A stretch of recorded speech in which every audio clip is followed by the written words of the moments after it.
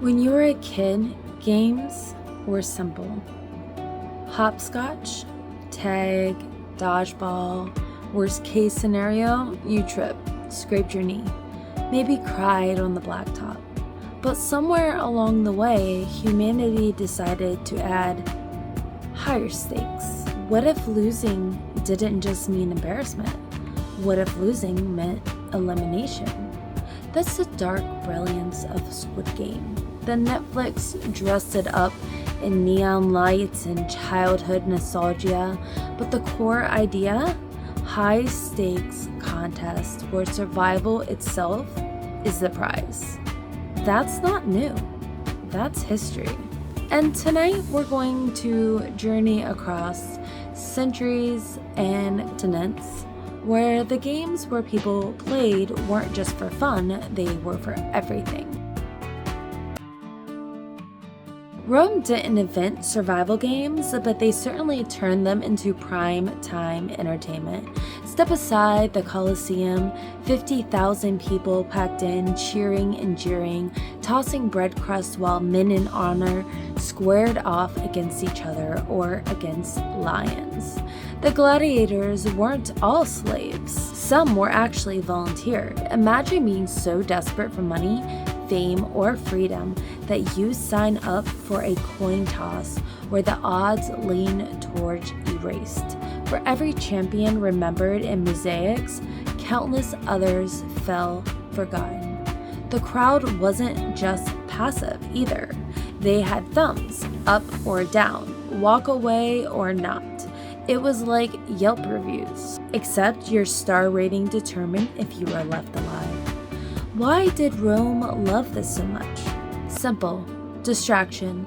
Bread and circuses keep the people fed and entertained, and they'll stop asking questions about corruption. In modern terms, pizza and Netflix. And just like streaming binges today, people couldn't get enough. Across the ocean, the Aztecs were playing Almatazia, I completely did not say that right. A ball game with rules that make dodgeball look like a spa day. Players had to keep a heavy rubber ball in play using only hips, elbows, and knees. This wasn't just a sport. It was ritual, it was religion, and sometimes losing the game meant more than just shame. It meant becoming an offering. Picture LeBron James in the NBA Finals knowing that if he lost, the post-game press conference was permanent. Suddenly, Game 7 pressure has a whole new meaning. And this wasn't just the Aztecs. The Maya played a version too.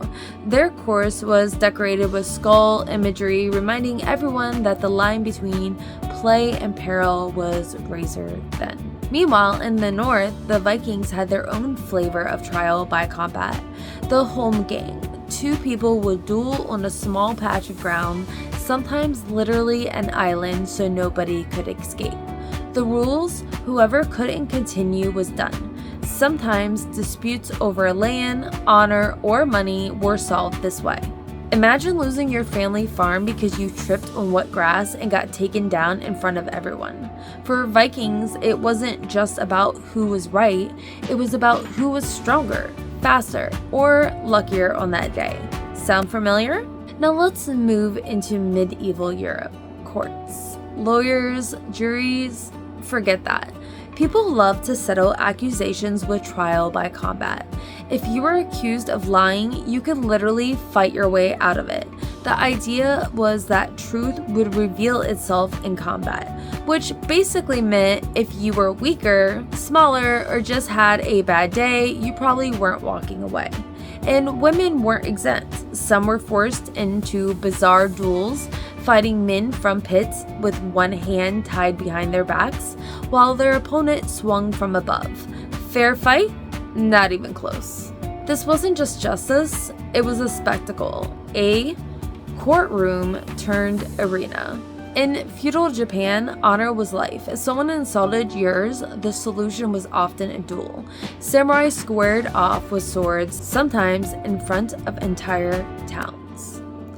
Quick, sharp, and decisive. It wasn't about dragging things out, it was about proving who had the skill and who didn't. One misstep and your reputation wasn't the only thing cut down. It was conflict resolution, samurai edition. And the list doesn't end there. Sparta, boys were thrown into harsh contests, sometimes fights to prove their worthiness as warriors. Weakness was not tolerated. Aztec flower wars, entire battles were staged not for conquest, but to capture opponents for ritual ends. A war, but also a game. 19th century duels. In Europe and America, dueling with pistols was a way to protect honor. Many politicians, officers, and writers were erased this way. Alexander Hamilton, ring a bell? Colonial spectacles. In some societies, forced contests were staged as public punishments, half justice, half theater. Over and over again in culture, games weren't just games. They were trials, punishments, rituals, and entertainment, all with survival as a prize. Now, fast forward today, and we turn these stories into fiction, but the fiction keeps circling back. Battle Royale, Japanese students forced to eliminate each other, The Hunger Games, a dystopia where young people fight for survival on live TV, Running Man, Arnold Schwarzenegger in televised gauntlet of survival challenges, Squid Games, childhood nostalgia twisted into cutthroat spectacles. Why do these stories keep coming back? Because deep down we know the truth. These aren't just made-up fantasies. They're echoes of what humanity has already done. And the scariest part? Maybe they're whispers of what we're still capable of. Now, for the question that lingers in the dark corners of your mind, could the secret survival game still exist today? Sounds wild, right? But let's look at the pieces. Every year, thousands of people vanish without a trace. Underground fight clubs already exist. The ultra-rich spend fortune chasing thrills most of us couldn't even imagine. Rome had the Colosseum, the Aztecs had their ball courts, and medieval Europe had its duels. Why would today be any different? Maybe it doesn't look like lions or neon playgrounds. Maybe it's basements under mansions, private islands far off grid, hidden arenas with no cameras, at least none the public will ever see. Would it really surprise you if somewhere right now, desperate people were being forced into high-stake contests for the amusement of those who can afford the ticket? From the Colosseums to Aztec courts, from the Viking duels to neon Netflix sets, humanity has always blurred the line between sport and survival. The rules change, the settings change, the excuses change, but the game itself, the game never changes. And here's the unsettling thought. Maybe it never stopped. Maybe right now, behind closed doors, the next chapter of this obsession is unfolding. Hidden, silent, and real. Because history doesn't just vanish, it repeats. Over and over. And the most haunting part of the Squid Game isn't that it's fiction. It might be that it's prophecy.